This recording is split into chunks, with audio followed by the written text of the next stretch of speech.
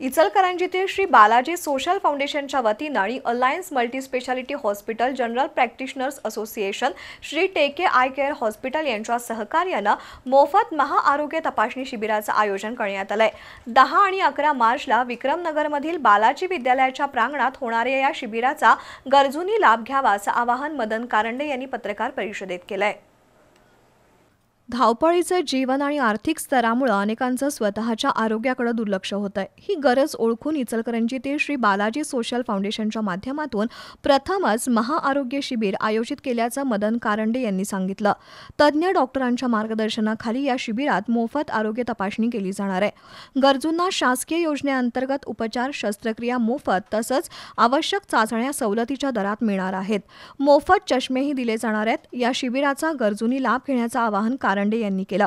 फाउंडेशनच्या वतीनं 16 वर्षापासून चैत्र पाडवा हा कार्यक्रम साजरा केला जात असून आरोग्य शिबिराचं हे पहिलंच वर्ष आहे।